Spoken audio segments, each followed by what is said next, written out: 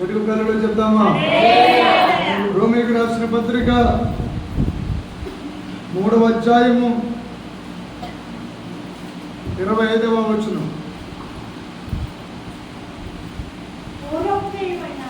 ఏమండి?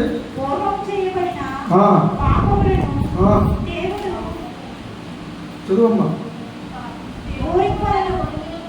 పూర్వము చేయబడిన పాపములను దేవుడు తన ఓరిమి వలన ఉపేక్షించినందున ఆయన తన నీతిని కనుపరచవలెనని. దేవుడు నీతి ఎవరు? క్రీస్తు యేసు రక్తమునందలి విశ్వాసము ద్వారా కరుణాదానమును బయలుపరిచాను. విశ్వాసమే మనకి ఆయుధంగా దేవుడిచ్చారు. మనం చెదిరిపోవలసిన పని లేదు, కూలిపోవలసిన పని లేదు. ప్రతిదీ ఆయన సంకల్పం ద్వారా జరుగుతుంది, ప్రతిదీ ఆయన ఉద్దేశం ద్వారా జరుగుతాయి. అదే సమయంలో యేసు రక్తమును మనం బలంగా స్మరించుకోవాలి. హల్లెలూయా. ఆయన రక్తమును పట్టుకోవాలి. ఆయన కాచిన రక్తము ద్వారా నీకు ఏముందంటే విడుదల విమోచనం ఉంది.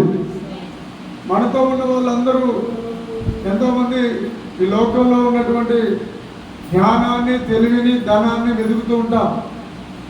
కానీ మనకి కావలసినవి ఏంటంటే యేసునందలి విశ్వాసము, రెండవది రక్తము. హల్లెలూయా. మొదటి పాయింట్ ఏంటి చెప్పండి? విశ్వాసం. రెండవ పాయింట్ ఏంటంటే రక్తము. హల్లెలూయా. హల్లెలూయా. మూడవది అక్కడ రాయబడి ఉంది,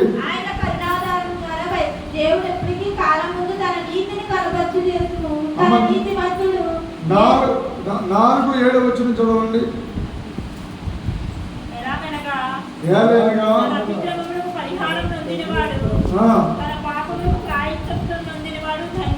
అమ్మా, ఈ విషయాన్ని మరలా బైబిల్లో ఉటంకిస్తూ ఉన్నాడు.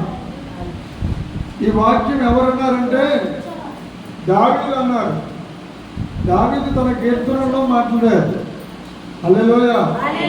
కీర్తన గ్రంథంలోకి వెళ్తే అది కీర్తనలో స్పష్టంగా మనకి చాలా వివరంగా రాసి ఉంటుంది.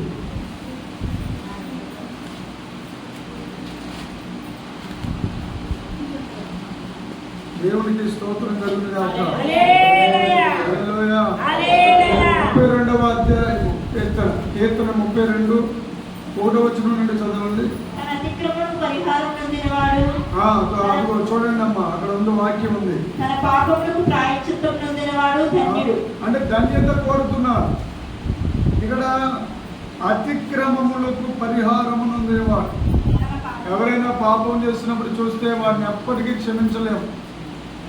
ఎవరి బలహీనత అయిన మానవులు చూస్తే ఆ మానవులను మనుషులే క్షమించరు. కానీ దేవుడికి మానవుడికి ఉన్నటువంటి గొప్ప లక్షణం ఏంటంటే మానవుడు మర్చిపోడు. మానవుడి దగ్గర ఉన్న పనికిమాలిన లక్షణం ఏంటంటే చూసి ఎప్పటికీ మర్చిపోరు. కానీ దేవుడు మర్చిపోతాడు, అంతేకాదు క్షమిస్తాడు. హల్లెలూయా. పరిహారము ఏంటంటే బిడ్డ? పరిహారము ఉండాలి. దేనిని బట్టి పరిహారము? అతిక్రమాలను బట్టి పరిహారం ఉండాలి. అంతేకాదండి, ఇక్కడ రాస్తుంది చూడండి, 3వ వచనం చూడండి. నా దోషమును కప్పుకొనగా నీ ఎదుట నా పాపము ఒప్పుకుంటిని, యెహోవా సన్నిధి నా అతిక్రమములు. తర్వాత మాట, ఇక్కడ కూడా పరిహారం కనబడుతుంది. ఎప్పుడు మన యొక్క పాపాలకి పరిహారం జరగాలి. నువ్వు ప్రార్థన చేస్తున్నావా బిడ్డ? ప్రార్థన ఎందుకు చేయాలి? నీ దోషాలు కడగబడాలి, నీ పాపాలకు ప్రాయశ్చిత్తము జరగాలి. హల్లెలూయా. హల్లెలూయా. ప్రతి క్షణము నువ్వు దేవుడిలో నలగొట్టబడాలి. అలా జరిగితేనే నువ్వు దేవుని ఎదుట నిర్మలమైన వాతావరణంలో ఉంటావు. దేవునికి స్తోత్రం. హల్లెలూయా. ఈ విషయాన్ని తెలియజేస్తూ రోమా 4లో అంటారు, ఆ ప్రకారమే క్రియలు లేకుండా దేవుడు ఎవరిని నీతిమంతుడిగా ఎంచునో ఆ మనుషుడు ధన్యుడని దావీదు కూడా చెప్పుచున్నాడు. రోమ 4:6-7. ధన్యత. ఈ ధన్యత గురించి దావీదు ద్వారా రాసి పెట్టించారు. పాపాలకి అతిక్రమాలకి ప్రాయశ్చిత్తము దొరికింది. అది ఆ రోజే దావీదు ఆత్మనేత్రాలతో చూసేశారు. హల్లెలూయా, హల్లెలూయా చెప్పండి. మనందరికీ విమర్శించే రోజు, విమర్శన దినం ఒకటి ఉంది. ఆ రోజుకి మనం ఏం చేయాలంటే మనకి మనమే ఫిల్టర్ అవ్వాలి. మనకు మనమే దేవుని సన్నిధిలో శుద్ధీకరణ జరగాలి. అదే విషయం కూడా రోమా 2:16 చదవండి. ఎక్కడ చూస్తున్నాం?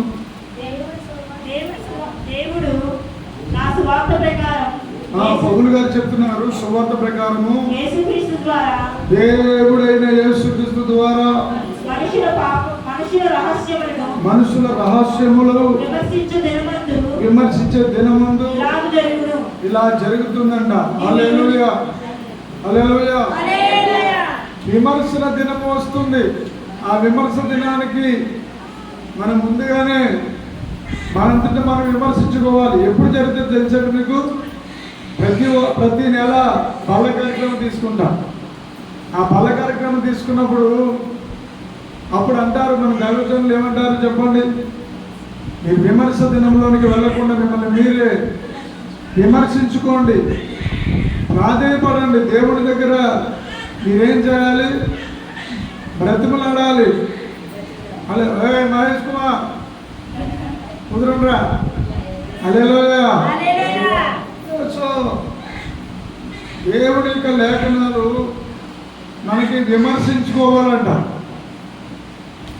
మనకు మనమే దేవుడి దగ్గర తునాతునకలు అయిపోవాలి. బలిపీఠం అంటారు. దీన్ని ఏమంటారండి? బలి అర్పించబడే పీఠం ఇది. ఇక్కడికి వచ్చాక మనం తాజాగా ఉండలేము. ఇరిగిపోవలసి వస్తుంది, నలిగిపోవలసి వస్తుంది.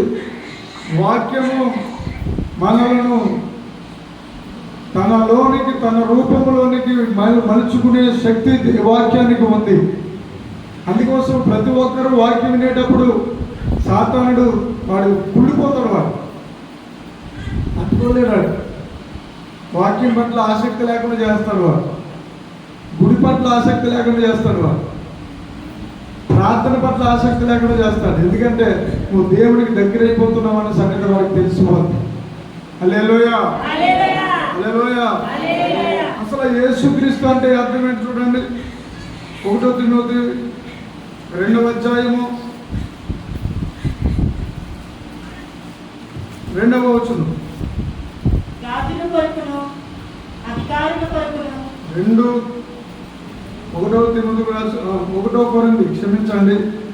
కొరింథీయులకు రాసిన పత్రిక 1 కొరింథీ పత్రిక 1 కొరింథీ 2:2 నేను యేసుక్రీస్తును అనగా ఏ దేవుడండి? మనకు సిలువ వేయబడిన యేసుక్రీస్తును తప్ప మరి దేనిని నీ మధ్య ఉండకూడదని నిశ్చయించుకుంటాను. మరియు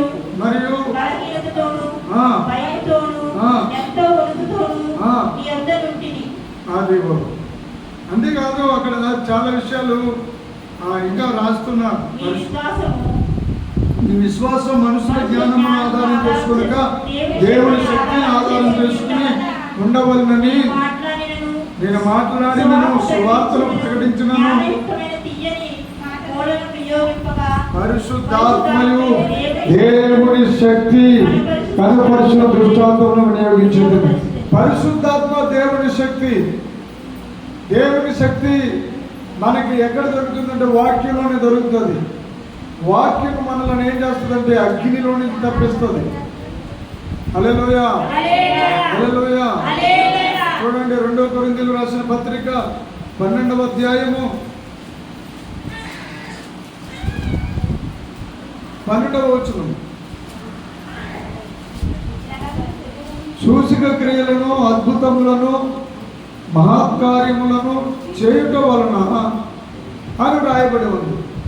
దేవుని యొక్క వాక్యము ఫలించాలి, దేవుని యొక్క వాక్యము మనలో విత్తబడాలి, దాని ప్రభావం మనం అనుభవించాలంటే అక్కడ ఏం జరగాలంటే సూచక క్రియలు జరగాలి, అద్భుతాలు జరగాలి, తర్వాత మహత్కార్యాలు జరగాలి. ఇవన్నీ ఎవరు జరిగిస్తారంటే దేవుని శక్తి. హల్లెలూయా, హల్లెలూయా. దేవుని శక్తి నీకు తోడుగా ఉండాలి. దేవుని శక్తి నీకు తోడుగా ఉండి నిన్ను కాపాడుతూనే నీలో ఉన్న రక్షణను, ఏంటి బిడ్డ, మనలో ఉన్న రక్షణ. ఫిలిప్పీయులకు రాసిన పత్రిక 2వ అధ్యాయము 12వ వచనం చదివితే మనకు అక్కడ స్పష్టంగా రాయబడి ఉంది. మీరు విధేయులై ఉన్నారనే సంగతి నాకు తెలుసు. నా ఎదుట ఉన్నప్పుడు మాత్రమే కాదు, మరి ఎక్కువగా భయముతో వణుకుతో. చూడండి, కాబట్టి మన వాక్యం మనం ప్రారంభం నుండి ఇప్పటి వరకు వస్తున్న క్రమం చూడండి. హల్లెలూయా. భయముతోను వణుకుతోను ఇంకా ఏం చేయాలి? మీ సొంత రక్షణను కొనసాగించుకోవాలి. మనకు ఎవరో వచ్చి కొనసాగింపనివ్వరు. చాలా లేజీగా, చాలా అలచటగా, ఏదో పట్టించుకోలేని విధంగా కాలం భలే గడిపేస్తారండి ఈ లోకంలో. రక్షణ విషయంలో అశ్రద్ధ. అది ఎలా ఎందుకు జరుగుతుందంటే దేవుడి పట్ల నీకు ఆకలి లేదు కనుక. హల్లెలూయా. ఏం దేవుడి పట్ల మనకి ఏం ఉండాలి? ఆకలి ఉండాలి. హల్లెలూయా, హల్లెలూయా. తీతుకు రాసిన పత్రిక 3వ అధ్యాయము 6వ వచనం.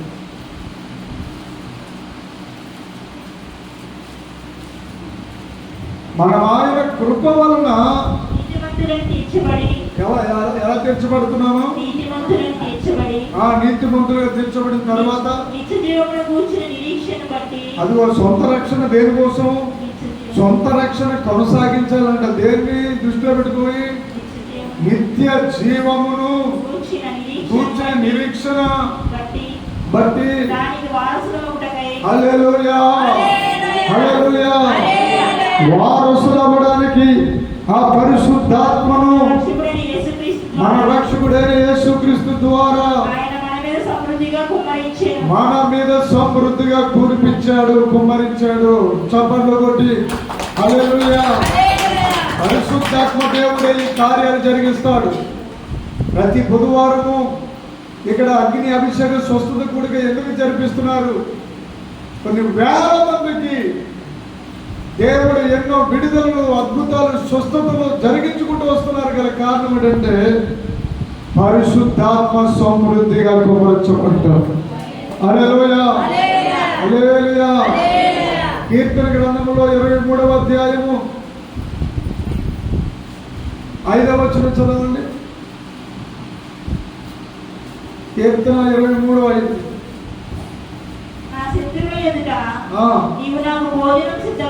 మనకు ఒక శత్రువు ఉన్నాడు. ఈ లోకంలో శత్రువులు ఉన్నారు. వారి ఎదుట మనకి భోజనము సిద్ధపరుస్తున్నాడు. భోజనము అంటే దేవుని యొక్క వాక్యమే. హల్లెలూయా. దేవుని యొక్క స్వరము. ఆయన స్వరాన్ని మనం వినడం ద్వారా, ఆయన మాటలను మనం గ్రహించడం ద్వారా మనలో నుండి ఏమి బయటకు వస్తుందంటే క్రీస్తు యొక్క ప్రేమ బయటకు వస్తుంది. హల్లెలూయా. వాక్యమును వినడం ద్వారా 1వ యోహాను 4వ అధ్యాయము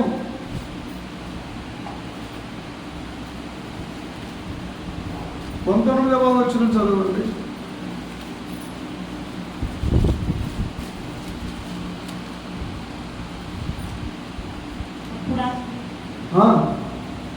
అప్పుడు ఆ స్త్రీ 4:19. అయితే మొదట మనలను ప్రేమించను గనుక మనము ప్రేమించుచున్నాము. ఎక్కడ ఇది మనకి తెలియపరచబడుతుందంటే దేవుని మందిరంలోనే మనకి ఈ సత్యం తెలియబడతారు. మొదట మనము ఆయన ప్రేమించలేదు, ఆయనే మనల్ని ప్రేమించారు.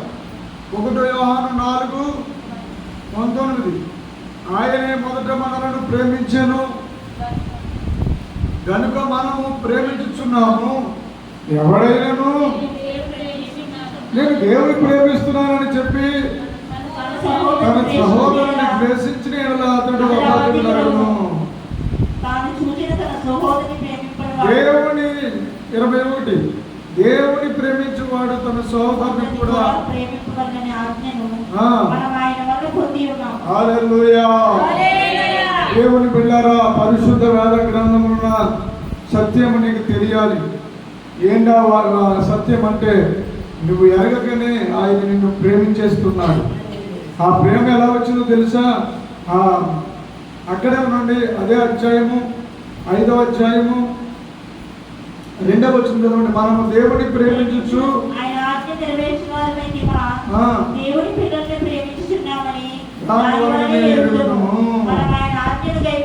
5వ వచనం చదువు కూతురా. యేసు దేవుని కుమారుడని నమ్మువాడు తప్ప లోకమును జయించువాడు మరి ఎవడు? ఈజీ అయిపోయింది. నీకు సత్యం తెలిసిపోతే నువ్వు స్వతంత్రుడు అయిపోతావు, స్వతంత్రురాలు అయిపోతావు. నువ్వు జయించేసినట్టే. దేనిని? ఈ లోకాన్ని జయించేసినట్టు. గట్టిగా కలుగులు చెప్తామా? చాలా నిగూఢమైన మర్మం అండిది. నువ్వు ఎక్కడికి వెళ్ళి దేన్ని జయించగలవు? ప్రపంచాన్ని జయించగలవా? కానీ జయించగలవని వాక్యం చెప్తుంది. యేసు దేవుని కుమారుడని చాలా మంది నమ్మలేదు. చాలా మంది దేవుని కుమారుడు యేసు అని సంగతి నమ్మలేదు. అన్నిటిని నమ్ముతారు, ఏది పడితే అది నమ్ముతారు, కానీ వాక్యాన్ని మాత్రం నమ్మరు. వాళ్ళకి ఆ మనస్సు ఉండదు. అలాంటి వాళ్ళు ఏమన్నారంటే వాళ్ళు దృష్టి నుండి పుట్టిన వాళ్ళు. ఎలా పుట్టారు వాళ్ళు? కొంతమందిని మారాలని మీరు కోరుకుంటారు, వాళ్ళు మారలేరు. ఎందుకంటే వారు దేవుని ఏర్పాటులో లేరు. అలాంటి వారి కోసము మీరు ఎల్లప్పుడూ ప్రార్థన చేయండి అని చెప్తుంది వాక్యం. హల్లెలూయా, హల్లెలూయా. ఆ తర్వాత 6వ వచనం చూడండి. ఎంత ఇంకా యేసు ఎలా మారారో. ఒకటి నీళ్ళ వల్లే మారిపోయారు, ఆయన రక్తము ద్వారా వచ్చిన వాడు ఈయనే. ఎవరండి? ఈయనే వచ్చారు. రక్తము వలన వచ్చారు ఆయన, నీళ్ళ వల్ల వచ్చారు ఆయన, మారిపోయారు ఆయన. హల్లెలూయా. చాలా బాధ వేసుకొస్తుందండి. ఈ నీళ్లు రక్తము మనిషి దగ్గర లేకపోతే మనిషి బలహీనమైపోతాడు. హల్లెలూయా. మనకి నీళ్లు రక్తం ఏదంటే యేసుక్రీస్తే. ఆ మాట రాయబడింది. మీరు ఎప్పుడైనా గమనించారా? ప్రభువుని విశ్వసించడం అంటే ఏదో నీ దృష్టిలో నా దృష్టిలో చిన్న ఒక నమ్మకంలా ఉండిపోతుంది, కానీ ఆయన శాశ్వతమైన బాధ్యత తీసుకుంటారు ఆయన. హల్లెలూయా. నిన్ను ఎలా ముదిమి వచ్చే వరకు ఎత్తుకుని వాడును నేనే అన్నాడా లేదా? హల్లెలూయా. సంగ పెట్టుకున్న వాడును నేనే. పుణుకను నిద్రపోను నేను కాపాడుతాను అన్నారు ఆయన, రక్షిస్తానన్నారు ఆయన. హల్లెలూయా. ఆ మాటకు అర్థం ఇదిగో ఇక్కడే రాయబడి ఉంది. ఈయన నీళ్లతో మాత్రమే కాక నీళ్లతోనూ. మీరు అక్కడ మళ్ళీ చదవండి. అదేంటి? నీళ్లతో మాత్రమే కాక నీళ్లతోనూ అని 2 సార్లు రాసి ఉంది. అవునా కదా? ఇక్కడ గమనించండి. ఈ నీళ్లు ఏంటంటే సువార్త నీరు. హల్లెలూయా. వాక్యం అనే నీరు. అంతేకాదు, వాక్యం అనే నీరు ప్లస్ యేసుక్రీస్తు అనే నీరు. చప్పట్లు కొట్టి హల్లెలూయా. 2 విధాలుగా నీకు ప్రత్యక్షం అవుతున్నారు ఆయన. ఒకటేమో వాక్యాధారమైన నీరు. హల్లెలూయా. వాక్యము మనకి జీవము. ఆ జీవజలాలు త్రాగాలి. ఈ జీవజలాలు పోయడానికి గల కారకులు ఎవరంటే యేసుక్రీస్తు. ఈయనే. ఆమేన్. ఆయన మళ్ళీ ఇంకా వివరిస్తున్నారు చూడండి. రక్తముతోనూ వచ్చెను. వచ్చారు. ఆత్మ సత్యము గనుక. తండ్రి కుమార పరిశుద్ధాత్మ అంటే ఆత్మ. ఆత్మ సత్యము గనుక. మళ్ళీ ఇక్కడ కూడా 2 సార్లు రిపీట్ అవుతుంది ఆత్మ. హల్లెలూయా. ఆత్మ సత్యము. ఇది కొంతమందికి ఖచ్చితంగా ఆలోచనలో ఉండకుండా ఎవరికి అడిగేసేస్తారు. ఏ ఆత్మ ఎవరు చూసారు? మనుషుల ఆత్మ ఉందని ఎవరు చెప్పారా? పక్షులు ఎలా ఉన్నాయో, చెట్లు ఎలా ఉన్నాయో, మనుషులు ఎలా ఉన్నారు. మళ్ళీ చచ్చిపోయిన తర్వాత మళ్ళీ ఎక్కడో ఎలకలాగో లేకపోతే నల్లిలాగో బలిలాగో కొడతాం అంటోటికి. కానీ అక్కడ కూడా దేవుడి వాక్యము చాలా వివరంగా మీకు వివరిస్తున్నారు. ఆయన ఆత్మ సత్యము. సాక్ష్యం ఇచ్చేవారు కూడా ఆత్మ అయ్యారు. దేవుడికి మహిమ కలుగును గాక. హల్లెలూయా. ఇది చాలా భయంకరంగా ఉంటుందండి. అందుకోసమే ఆయన పేరు భయంకరుడు. దేవుడే జీవం గల దేవుడి చేతిలో పడుట మహాభయంకరం. ఆత్మ మనం పొందుకునే పరిశుద్ధాత్మ ఒకటి, తర్వాత మనలో ఉన్న ఆత్మ ఒకరు, తర్వాత ఆత్మ సత్యం. ఇక్కడ సాక్ష్యము ఇచ్చేవారు 3 అని రాసుందా లేదా? అనగా ఆత్మయు నీళ్లను రక్తమును ఈ 3 ఎలా ఎక్కిపించారంట?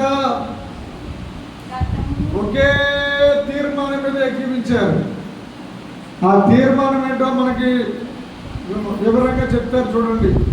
కాగితం తిరగేయండి, బైబిల్ గ్రంథం తిరగేయండి. హల్లెలూయా. హల్లెలూయా. 12వ వచనం చదివితే మనకి దేవుని కుమారుని అంగీకరించువాడు జీవం గలవాడు, జీవము లేనివాడే. ఈరోజు మీ అందరికీ, నాకు, నీకు దేవుడు బయలుపడ్డాడంటే దేవుడు మనకు నిత్య జీవం అనుగ్రహించారు. దేవుడు నిత్య జీవము అనుగ్రహించారన్న సత్యము మనకు తెలియజేయబడి ఉన్నది. హల్లెలూయా. హల్లెలూయా. చూడండి, రోమీయులకు రాసిన పత్రిక 12వ అధ్యాయము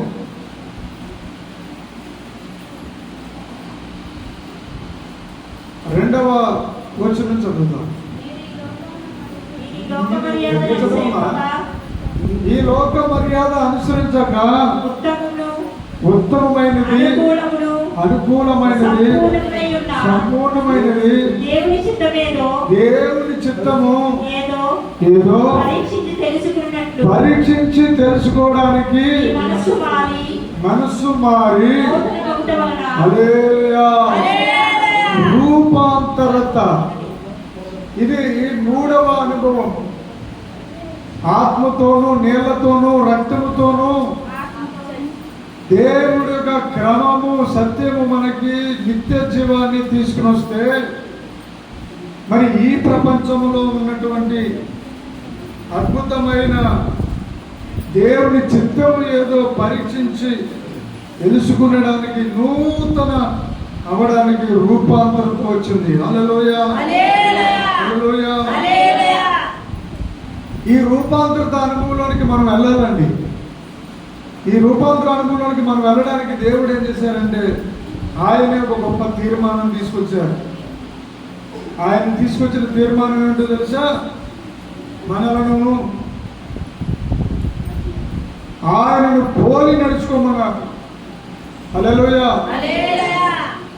చూడండి, మనం చాలాసార్లు విన్నాం, ఒక శిల్పాన్ని చెక్కకుండా ఒక రాయి మనం అలా ఉంచేస్తే దానికి ఏ రూపం వస్తుంది, దానిని ఎవరు తీసుకుంటారో ఎగ్జిబిషన్లో పెట్టినా అది దాన్ని ఎవరు వెలకట్టలేదు. కానీ ఒక శిల్పకారుడి చేతిలో పెడితే దాని ఒక అందమైన బొమ్మగా లేకపోతే ఒక అందమైన పక్షిగా ఎలాగైనా నిర్మాణం చేయగలరు. హల్లెలూయా. అలాగే సౌలు ఏం చేశాడో తెలుసా? మొత్తం ఆ రోమ ప్రభుత్వం దగ్గరికి వెళ్ళి యేసయ్యను నమ్ముకున్న వారందరినీ చంపేయాలి, అలా చంపడానికి నాకు ఒక అధికారం ఇవ్వండి అని ఆయన వెళ్ళి బాండ్ ఎంచుకుని వచ్చేసాడు. తర్వాత ఎక్కడ పడితే అక్కడ వాళ్ళందరినీ క్రీస్తు సైనికుల్ని, దేవుడి బిడ్డల్ని హింసిస్తూ చాలా ఘోరాతి ఘోరంగా చంపేస్తూ వస్తూ ఉన్నాడు. హల్లెలూయా. హల్లెలూయా చెప్పరే. ఇక అననీయ, ఇంకా లూకా గారు, పేతురు గారు, వీళ్ళందరూ ఒక శత్రువు ఉన్నాడంటే వారి గురించి ప్రార్థన చేస్తామా లేదా? మనం చెప్పండి. క్రైస్తవుల దగ్గర ఉన్న లక్షణం ఏంటి చెప్పండి. అలా మనకి ఎవరైతే శత్రువులో వారి కొరకు ప్రార్థన చేస్తాం. అలాగే సౌలు గారి గురించి ప్రార్థన చేశారు వారు. హల్లెలూయా. ప్రార్థన చేసి ప్రార్థన ఆలకిస్తాడా లేదా? వెంటనే దేవుడు ఆలకించాడు. ఆలకించి సౌలుని దమస్కోలో పట్టేసుకున్నాడు. దేవుడు మార్చేశాడు. తర్వాత అననీయతో చెప్తున్నాడు, వెళ్ళు, నువ్వు ఎవరి కోసం అయితే ప్రార్థన చేసావో ఆయన దగ్గరికి వెళ్ళట్టు చాలే, ఆయన కోసం ఆయన చేతిలో పడితే మనం చంపేస్తాం బాబోయ్ అని చెప్పి చాలా అడిగిపోతున్నారు. కానీ దేవుడు ఏం చేశాడంటే చెక్కాడు. హల్లెలూయా. ఎలా చెక్కాడంటే సౌలు గారిని యేసు రూపంలోనికి చెక్కేశాడు. ఒక సందర్భంలో అంటారు, ఆయన క్రీస్తుని పోలి ఉన్న నేను, నన్ను కూడా మీరు పోలి నడుచుకోండి. ఎలా అంటారు ఆయన? నేను క్రీస్తుని పోలి నడుచుకున్న ప్రకారము మీరు నన్ను పోలి హల్లెలూయా. హల్లెలూయా. అంటే ఎంతలాగా మారిపోయాడంటే యేసు క్రీస్తు ప్రభు వారి వలె మారిపోయారు.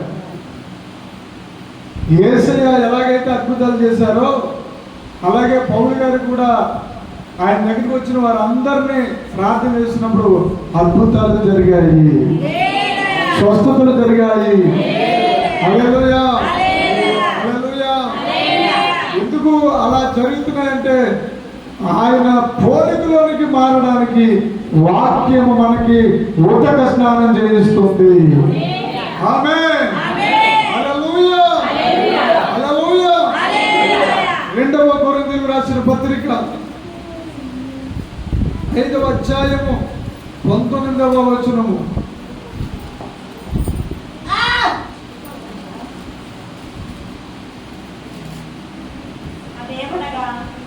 దేవుడు వారి అపరాధములను వారి మీద మోపక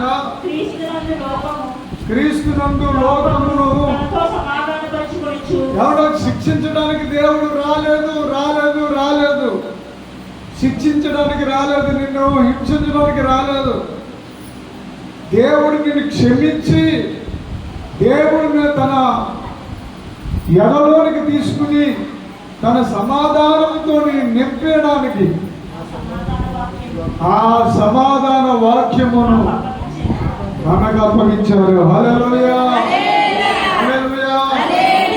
వాక్యము ద్వారానే నీకు సమాధానం వస్తుందండి. హల్లెలూయా. మరి అలాగే వింటేనే వాక్యము వినడం వల్ల సమాధానం వస్తుందంటే నిజంగా వస్తుంది. వాక్యము వింటేనే నీకు విశ్వాసం కలుగుతుందని వాక్యము దేవుడే స్వయంగా రాశారు. వినటం వలన విశ్వాసం కలుగును. హల్లెలూయా. హల్లెలూయా. రక్షణ కారకుడైన దేవుణ్ణి వెతికేయాలి, ఆయన పట్టుకోవాలి. ఆయనను ఎందుకు ఆరాధించేయాలి? ఆయన మీద ఎందుకు వివేచనతో వెతకాలి? సామెతల గ్రంథము 2వ అధ్యాయము, సామెతలు 2:3 వచనం చదవండి. తెలివికై మొరపెట్టిన యెడల, ఆ, వివేచనకై మనవి చేసిన యెడల, ఆ, వెండిని వెతికినట్లు దాన్ని వెతికిన యెడల, ఆ, దాచబడిన ధనం వెతికినట్లు దాన్ని వెతికిన యెడల, ఆ. యెహోవా యందు భయభక్తులు కలిగి ఉండు ఎట్టుదో నీవు గ్రహించదవు. గ్రహించడము యెహోవా యందు భయభక్తులు కలిగి ఉండుట ఎట్టుదో నీవు గ్రహించదవు. హల్లెలూయా. హల్లెలూయా. అక్కడ ఎలా వెతకాలో దేవుణ్ణి అక్కడ చాలా వివరంగా రాశారు. హెస్కేల గ్రంథంలో కూడా తీయొద్దండి, చెప్తాను. హల్లెలూయా. హల్లెలూయా. యెహోవాను వెతకడము, ఆయనను పరిశీలనగా తెలుసుకోవడం ద్వారా ఆయన మరింతగా నీకు ప్రత్యక్షం అవుతానని వ్రాయబడి ఉంది. హల్లెలూయా. హల్లెలూయా. అంటే ఎంతగా దేవుడిని నువ్వు వెతకడానికి. హల్లెలూయా. సామెతల గ్రంథము 8వ అధ్యాయము 12వ వచనం చదవండి. జ్ఞానమును నేను చాతుర్యమునకు నాకు నివాసముగా చేసుకుని ఉన్నాను. జ్ఞానం ఉండే చోట నివాసం ఉంటారు దేవుడు. చాతుర్యము అనగా దేవుని యొక్క వాక్కు, అక్కడ నివాసం ఉంటారు. ఇంకా సదుపాయమును తెలుసుకుంటే నాకు చేతనగును. ఆ, యెహోవా యందు భయభక్తులు కలిగి ఉండుట, ఆ. చెడుతనం అసహించుకుంటే. హల్లెలూయా. హల్లెలూయా. హల్లెలూయా. హల్లెలూయా. హృదయంలో ఒక పని చేయాలి, చెడుతనాన్ని అసహించుకోవాలి. ఈ లోకంలో ఉన్నటువంటి విగ్రహారాధన, ఈ లోకంలో ఉన్నటువంటి లోకాచారాలు, పాప భూయిష్టమైనటువంటి అన్ని ఆచారాలన్నిటినీ ఈ లోపల ద్వేషించాలి. అలా ద్వేషించడం ద్వారా ఏమవుతుందంటే దేవుని మీద ప్రేమ కలుగుతుంది. హల్లెలూయా. దేవుడి ప్రజల పట్ల భారం కలుగుతుంది. దేవుడి ప్రజల పట్ల భారం ఉంటుందా ఉండదా? భారం ఉండాలి. భారం ఉంటేనే కదా దేవుడు నిన్ను ఎన్నుకోగలడు. హల్లెలూయా. హల్లెలూయా చెప్పండి. వెలుగుతున్న దివిటీయే అనేకులకు వెలుగునివ్వగలదు. ఆరిపోయిన దివిటి వెలుగునిస్తుందా? ఇవ్వలేదండి. అలాగే నీవు దేవునిలో ప్రజ్వరిల్లుతూ ఉండాలి, మండుతూ ఉండాలి, వెలుగుతూ ఉండాలి. అప్పుడు ఆ వెలుగులోనికి అనేకులు వచ్చి క్షేమాన్ని పొందుకుంటారు. హల్లెలూయా. దానియేలు గ్రంథము 4వ అధ్యాయము 2వ వచనం నుండి చదవండి అమ్మా. మహోన్నతుడకు దేవుడు ఆ, నా ఎడల చేసిన అద్భుతములను, ఆ. సూచక క్రియలను. ఇక్కడ కూడా దానియేలు కొత్త నిబంధనలనే కాదండి, ఈ సూచక క్రియలు మహత్కార్యాలు చాలా మంది ఏమీ లేవండి. సూచక్రియలు అంటారు, మహత్కార్యాలు అంటారు, అద్భుతాలు అంటారు. ఇదంతా దొంగ బోధండి, ఇది బతుకుదెర కోసం చేసుకున్న బోధండి అని తెలియని వాళ్ళు చాలా మంది మాట్లాడతారు. వాళ్ళ గురించి నేను కాదు, వాళ్ళ గురించి నేను చెప్తేది, కానీ వాక్యంలో ఏం రాయబడిందో అది తెలుసుకుంటే చాలు. హల్లెలూయా. కొత్త నిబంధనలో ఇప్పటి వరకు మనం చూసామా లేదా? హల్లెలూయా. చాలా లోతుగా, చాలా వివరంగా మనము చదివాము, ధ్యానించాము. అదేవిధంగా పాత నిబంధనలకు వెళ్ళి చూస్తే పాత నిబంధనలు కూడా అదే అంశము దేవుడు ఎత్తుకున్నాడు. మహోన్నతుడగు దేవుడు నా ఎడల చేసిన అద్భుతములను, అదిగోండి అద్భుతాలు, ఒకటి కాదు అద్భుతములను, సూచక క్రియలను నీకు తెలియజేయుటకు నాకు మనస్సు కలిగెను. మనస్సు వచ్చాను. ఆ తర్వాత ఇంకా 3వ వచనం కూడా ఆయన చదివాను. సూచక క్రియలు ఎంతో బ్రహ్మాండమైనవి. అదిగో అక్కడతో ఆగిపోలేదైనా. ఆ సూచక క్రియలు ఎంతో బ్రహ్మాండమైనవి. ఎంతో బ్రహ్మాండమైనవి. ఆయన అద్భుతములు ఆయన అద్భుతములు ఎంతో ఘనమైనవి. ఎంతో ఘనమైనవి. ఆయన రాజ్యము శాశ్వత రాజ్యము. దేవుని రాజ్యమును గురించి కూడా మనకి ఇక్కడ వివరంగా రాసేశారు. శాశ్వత రాజ్యము, ఆయన ఆధిపత్యము. తరతరములు ఇంత వివరంగా చెప్తే కాబట్టి ఎందుకు మనకు దేవుడి పట్ల ఆకలి ఉండదు, దాహం ఎందుకు ఉండదు, తృష్ణ ఎందుకు ఉండదు? తప్పకుండా ఉంటాయి. దేవుడికి స్తోత్రం. హల్లెలూయా. హల్లెలూయా. హల్లెలూయా. చాలా ఇక్కడే గమనించాలి. అద్భుతాలు, సూచక్రియలు, మార్చకార్యాలు పొందుకుంటూనే ఈ లోకంలో ఎట్టుబడి అటు తిరిగేయడానికి కాదండి. దేవుడే నీకు భర్తగా ఉండాలి, దేవుడే నీకు దేవుడిగా ఉండాలి. స్తోత్రం. ఒక సందర్భం వచ్చింది దానియేలు గారికి, ఒక భయంకరమైన పరీక్ష వచ్చింది. అబ్బాయి ఒక నెల పాటు అసూయ పడిపోయారు.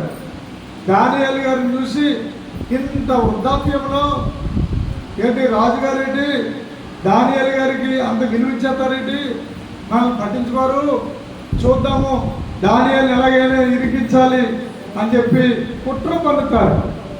ఏమంటారంటే, రాజా ఒక నెల రోజులు ఎవరు ఆరాధించకూడదు, మీ బొమ్మను మాత్రమే ఆరాధన చేయాలి, అలాగా భక్తి చేయాలి. అలా చేయకుండా ఎవరైనా ప్రార్థన చేస్తే వాళ్ళని సింహాల బోన్లో పడేయాలని మీరు ముద్ర వేసి ప్రకటించండి అంటారు. అలా చెప్పేసి రాజు చేత ఓకే అని అనిపించేస్తారు. అది దానియేలు గారి చెవిన పడుతుంది. కానీ దానియేలు గారు 3 పూట్ల ప్రార్థన చేయడం ఆయన అలవాటు. కిటికీ తెరిచి దేవాలయం ఎదుట కిటికీ తెరిచి ప్రార్థన చేయడం మానలేదండి. ఆ విషయాన్ని వాళ్ళే పట్టుకెళ్ళారు. ఇంటి శాసనము సంతకం చేయబడిన దానియేలు తెలుసుకునేను. అతను తన ఇంటికి వెళ్ళి యథాప్రకారం అనుదిన ముమ్మారు మోకాళ్ళుని తన ఇంటి పైగది కిటికీలను యెరూషలేము తట్టునకు తెరవబడి ఉంచెను.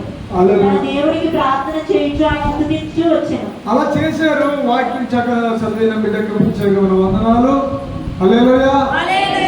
అలా చేస్తున్న దానియేలుని రాజుగారి దగ్గర నిలబెట్టేశారు. రాజుగారు ఏం చేశారంటే తీసుకెళ్లి బోన్లో పడండి అన్నారు. ఆ సింహాల బోన్లో పడేశారు. ఇక్కడే గమనించాలి, అద్భుతములు, బ్రహ్మాండములు, హల్లెలూయా, సూచక క్రియలు, మహత్కార్యాలు ఇవి జరుగుతున్నాయి. ఇవి జరగడానికి గల కారణం ఏంటంటే దేవుడి పని అక్కడ జరుగుతుంది. అక్కడ తీసుకెళ్లి బోర్డులో ఇసిరేగానే ఆ సింహాలన్నిటికీ ఉపవాసుకోవడం అయిపోయింది. హల్లెలూయా. కారణం ఏంటంటే దానియేలులో ఉన్నటువంటి ప్రార్థన అనే నిష్ఠ. హల్లెలూయా. ప్రార్థన ద్వారా మరి ఆ బోరులో పడిపోయాడు. ఆయన ఊపిరే ప్రార్థన, ఆయన శ్వాసే ప్రార్థన. దానియేలు ప్రార్థన చేయడం మానలేడు. అలాంటి వ్యక్తి ఎక్కడికి వెళ్ళినా ప్రార్థన మానలేని వ్యక్తులు పరిస్థితులు మారిపోతాయి. హల్లెలూయా. కొంతమందికి చుట్టాల ఇంటికి వెళ్తే చాలు, ఆ చుట్టాల మాటల్లో పడిపోయి ప్రార్థన జీవితాన్ని మర్చిపోతారు. ఆడికి సిగ్గు చేయాలి. అమ్మా కాసేపు టీవీ కట్టే, నేను ప్రార్థన చేసుకుంటాను, నాకు ఈ సమయం ప్రార్థన సమయం అని ధైర్యంగా చెప్పాలి. వెంటనే వాళ్ళకి ఒళ్ళంతా సిగ్గొచ్చేస్తుంది, ఒళ్ళుతో సిగ్గుతో చచ్చిపోతారు వాళ్ళు. హల్లెలూయా. హల్లెలూయా చెప్పండి. నేనేమో ఏదో అనుకుంటాను పోనీ, పెద్ద భక్తి పరురాల్లా చేయాలనుకున్నా, పెద్ద భక్తి పరుడు అనుకుంటాను అనుకోని, ఎలా అనుకున్నా పర్లేదు, ఈ సమయాన్ని మాత్రం దేవుడితో గడిపాలి. హల్లెలూయా. దానియేలు అలాగే ఎందుకు గడపాలన్నానంటే, నువ్వు ఎప్పుడో చేసిన ప్రార్థన నీ భవిష్యత్తులో అది కాపాడుతుంది. హల్లెలూయా. ఇప్పుడు చేసిన ప్రార్థన రేపు భవిష్యత్తు కాలానికి నీకు ఆయుష్ కాలం పొడిగించేస్తుంది. అద్భుతాలు, సూచక్రియలు, మహత్కార్యాలు జరిగిస్తాయి. హల్లెలూయా. తెల్లవారిపోయింది. తెల్లవారిగానే దానియేలు దానియేలు దానియేలు అని రాజుగారి మాట్లాడుతున్నాడు. ఏమంటే దానియేలు గారికి ఉందా విశ్వాసము? రాజుగారికి ఉందా? రాజుగారికి ఉందా విశ్వాసము? దానియేలుకు ఉందా? దానియేలుని గమనిస్తున్న రాజుగారికి ఉన్న విశ్వాసం. అలాగే నిన్ను గమనించే కుటుంబాలు ఉంటాయి, నిన్ను చూసే కుటుంబాలు ఉంటాయి. దూరం నుంచి ఎవరు రావడం లేదు, ఎవరు వింటలేదు అనుకున్నారేమో. నిన్ను అనుక్షణము గమనించే కళ్ళు ఉంటాయి. కొన్ని జీవితాలు నీ కోసం వెతుకుతూ ఉంటాయి. హల్లెలూయా. నాకు తెలుసు దానియేలు చచ్చిపోడు, ఎందుకంటే దానియేలు దేవుడు గొప్పవాడు అని రాజుగారికి తెలిసిపోయింది. హల్లెలూయా. ఆ గుహలో నుండి అంటాడు, రాజా నేను బ్రతికే ఉన్నాను, నాకు తెలుసు నీ దేవుడే గొప్ప దేవుడు. హల్లెలూయా, హల్లెలూయా. సో ఇదంతా చేసింది ఎవర్రా అని మొత్తం అంతా హిస్టరీ అంతా లాగితే అక్కడ ఉన్న దుండగులు అతని మీదకి చెడు సమాచారం తీసుకొచ్చిన వాళ్ళని పట్టుకుని వాళ్ళని, వాళ్ళ భార్యని, వాళ్ళ పిల్లల్ని అందరినీ కుటుంబాలుగా బోన్లో పడేస్తే వాళ్ళకి ఇంకా కింద పడకముందే సింహాలు పిప్పి చేసి నవ్వులేసాయి. హల్లెలూయా. నీకు అడ్డుగా ఏ బండ ఉండదండి, నీకు అడ్డుగా ఏ నరుడు ఉండలేదు, ఏ మనిషి ఉండలేదు.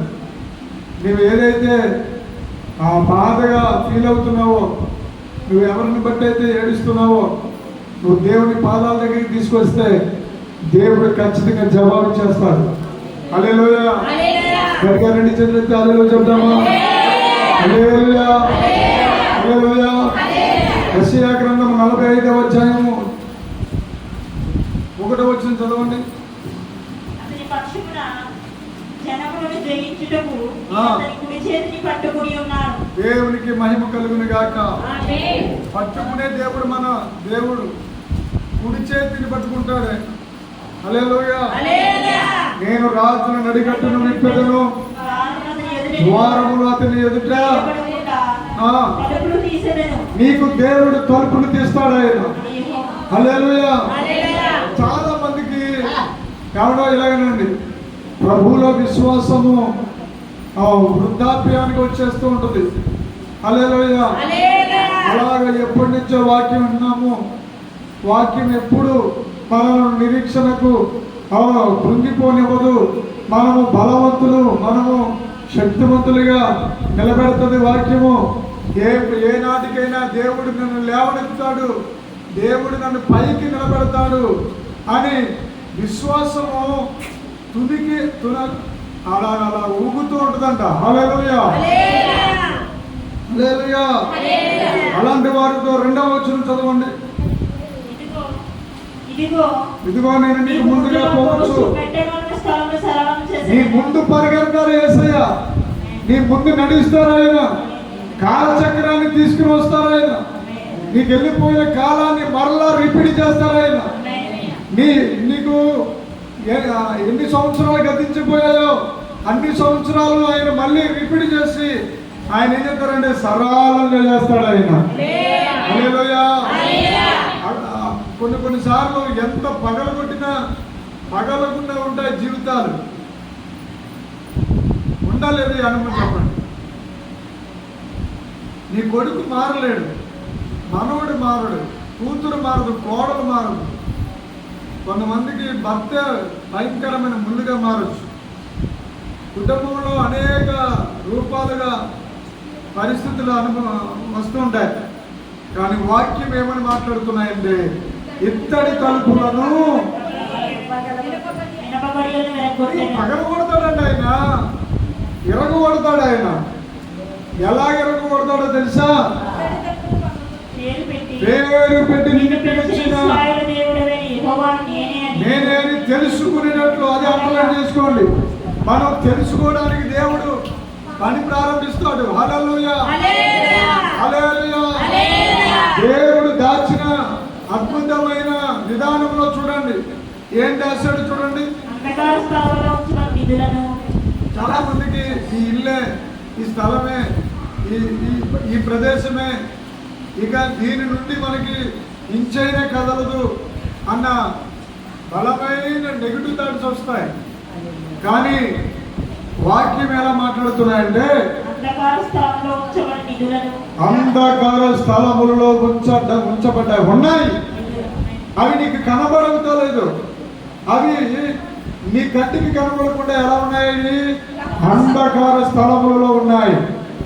వాటి పేరు ఏంటంటే నిధులు. చెప్పండి,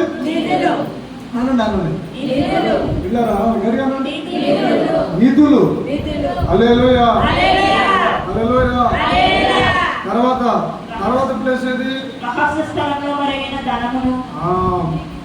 మొట్టమొదట నీకు ఎలా వస్తుందంటే అంధకారంలో ఉన్నట్టుగా ఉంటుంది నీకు. అంధకారంలో పడేస్తే ఎంత ఊపిరాడలేని ఆ చీకటి కనబడతాయో అలా అంధకారం ఆవరించినట్లుగా నీ అప్పులు, ఒక పక్కన తగాదాలు, ఒక పక్కన పోరాటాలు, మరో పక్కన విశ్వాసంలో సన్నగిల్లిపోయినట్లుగా ఉండడం, ఇవన్నీ ఏడో తెలుసా? నీకు ఒక విషయం చెప్తున్నాను ఈరోజు. పరిపక్వం అవ్వడం అంటే అదే. హల్లెలూయా. పండు ఫలానికి, పండు ముగ్గి అది పక్వానికి రావడానికి గల కారణం కూడా అదే. హల్లెలూయా. అంధకార స్థలం అయిపోయిన తర్వాత రహస్య స్థలం, ఈ రెండు స్థలాలు దాటుకుని వెళ్ళాలి. ఆ రహస్య స్థలంలో ఏం దాస్తుందో చూడండి. ఆనందల్లా నిజం చెప్పండి. ధనం అంటే ఏంటి చెప్పండి? ధనము అంటే చెప్పండి, కొంచెం ధైర్యంగా మాట్లాడండి. అనండి డబ్బు.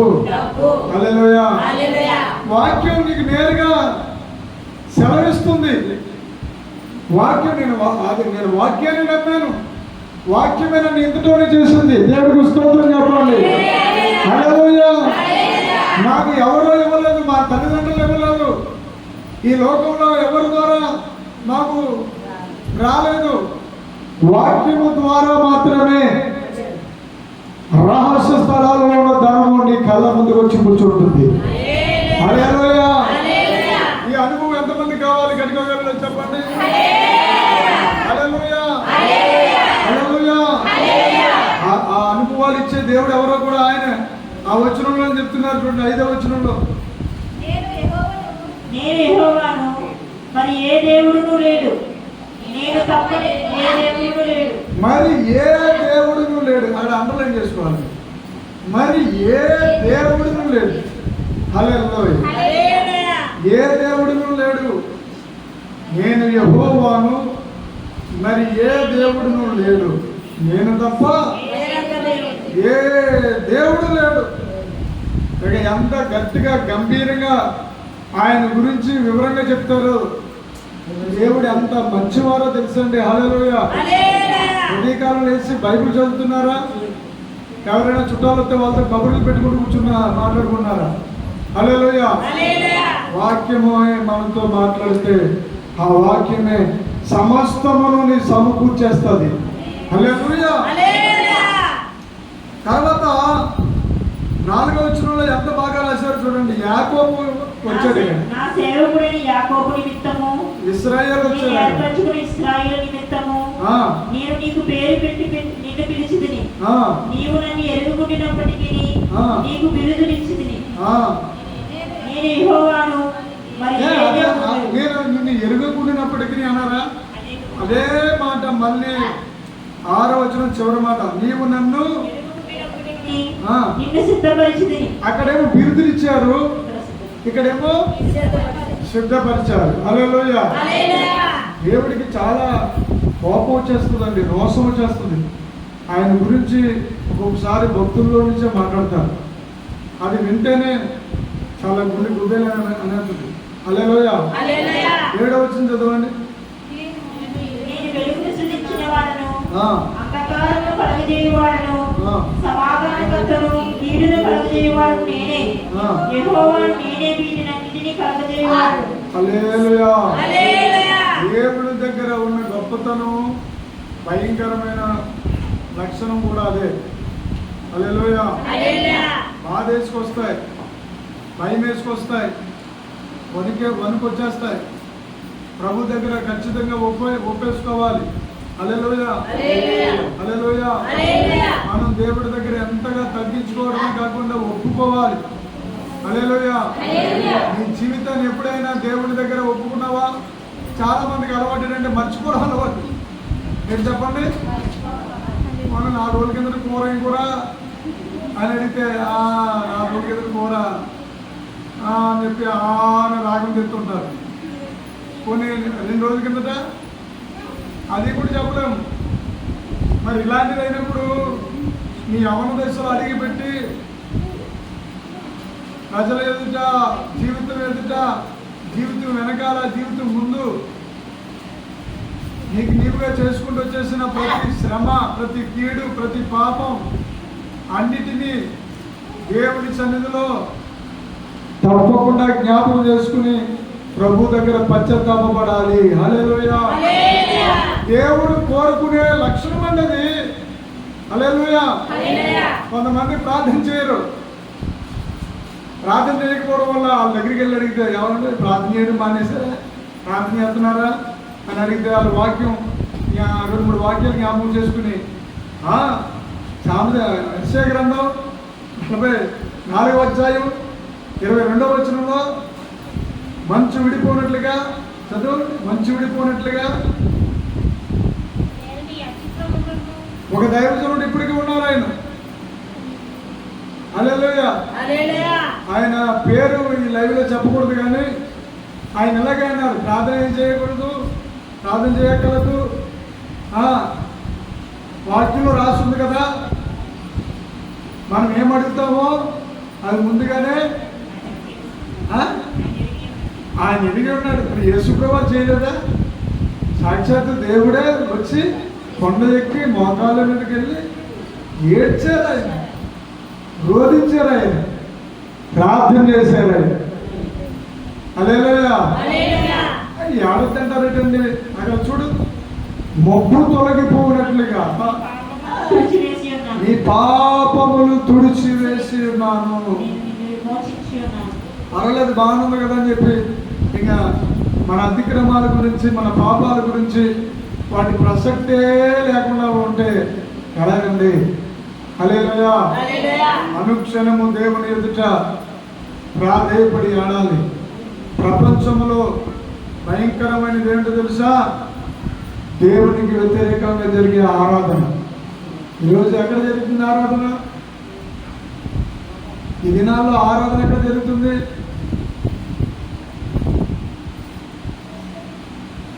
అప్పు భయంకరంగా,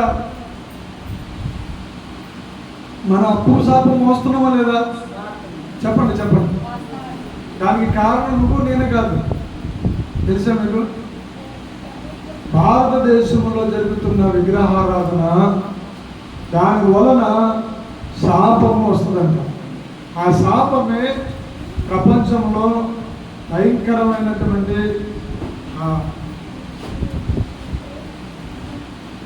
దేవుని కోపం. హల్లెలూయా. హల్లెలూయా. అందుకోసమే మన పితరుల యొక్క మనం ఎప్పుడు ప్రార్థన చేసుకుంటుండాలి. మీకు అప్పు ఉన్న వాళ్ళకి చెప్తున్నాను వినండి. నీకు అప్పు లేకుండా ఉండాలా? ఖచ్చితంగానే. అయితే ఈ లైవ్లో ఈ మాట జాగ్రత్తగా వినే, నువ్వు ప్రార్థన ఖచ్చితంగా చేయాలి. ఏమని చేయాలంటే, ఆ అప్పు అనే కాడి తరము వెంబడి తరము, తరము వెంబడి తరము తరుముకుంటూ వస్తుంది. అలా వస్తున్న ఆ కాడిని, ఆ శాపాన్ని ఎరగొట్టాలంటే నువ్వేమన్నావు తెలుసా? మా పితరుల యొక్క శాపము మా మీద పని చేయకుండా ఉండుగాక అనండి. మా పితరుల యొక్క శాపము మా మీద పని చేయకుండా ఉండుగాక. చాలా మందికి, కొంతమందికి అప్పు ఉండదు, కానీ వారి పిల్లలకి మళ్ళీ అప్పు ఉండదు,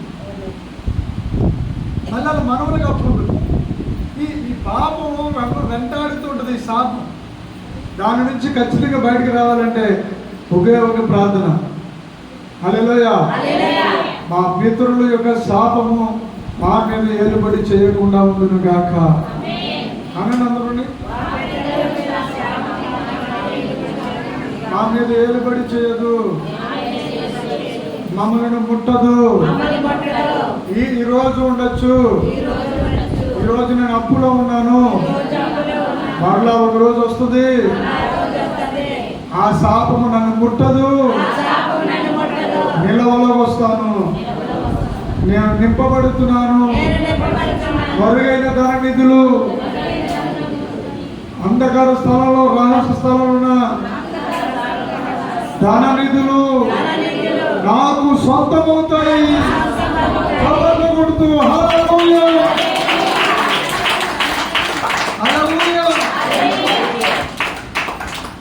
నువ్వు ఫలిస్తావు మా బిడ్డ, నువ్వు ఫలిస్తావు. ఖచ్చితంగా నువ్వు ఫలించడానికే నిన్ను పుట్టించాడు. ఈరోజు నువ్వు పడుతున్న ప్రతి ఆవేదన, శ్రమ అన్నిటిలో నుంచి నువ్వు బయటికి త్వరగా వచ్చేస్తావు, ఫలిస్తావు. హల్లెలూయా. దేవుడి మాటలు దీవించి ఆస్వాదించును గాక. ఆమేన్. అందరూ మోకరిల్లండి, ప్రార్థన చేసుకుందాం. ఇది త్వరగా ముగించడం నేర్పితే అనేక మంది రావడానికి సిద్ధంగా ఉన్నారు. త్వరగా ముగించాలి అని ప్రేరేపించబడ్డాను.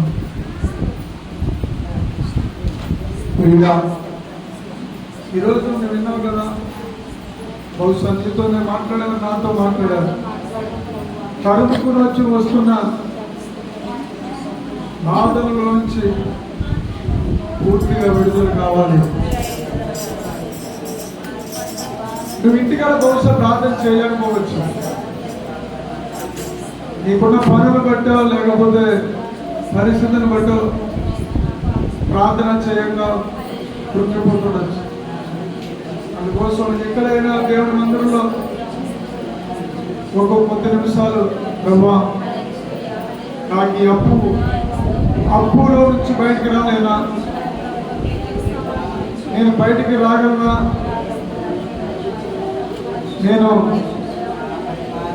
నేను విడుదల పొందగలనా?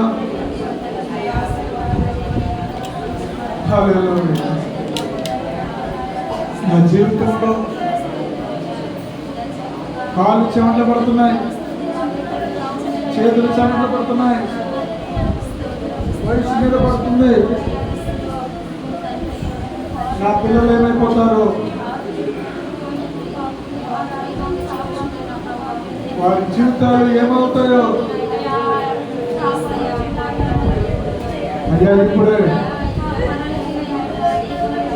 ప్రార్థించారు. మీ అందరికీ ఒక ప్రార్థన కోసం చెప్తున్నాను. మా నాన్నగారి కోసం కూడా ప్రార్థన చేయండి. మా నాన్నగారు 79 సంవత్సరాల వయసు, ఆయన వృద్ధాప్యంలో ఉన్నారు. ఆయనకి ప్లేట్లెట్స్ నిలబడతలేదు. ఆ ప్లేట్లెట్స్ నిలబడే విధంగా ప్రార్థన చేద్దాం. ఇంకా చాలా మంది వృద్ధాప్యంలో ఉన్న వాళ్ళు ఉన్నారు. ఇక్కడ వృద్ధాప్యంలో ఉన్నవారే కాదు, ఎవరి బిడ్డలు ఉన్నారు. ఎంతో మంది నడి వయసు ఉన్నవారు ఉన్నారు. అందరి కొరకు ప్రార్థన చేద్దాం. ప్రభా, నువ్వు నిజంగా మంచి దేవుడు, నీ కళ్ళు మంచివి, నీ చూపు మంచిది ప్రభా, నీ జాలి కలిగిన చూపు మా దగ్గర రానివ్వు.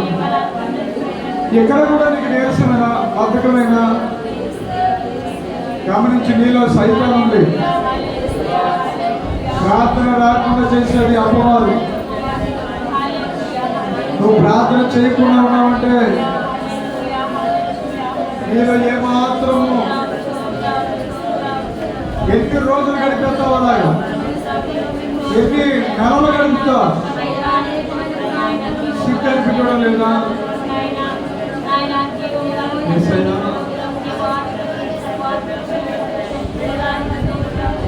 దిగిరండి ప్రభు, దిగిరండి నాయన, కార్యం జరిగించండి నాయన. దిగిరండి ప్రభు, మంచివాడు ప్రభు.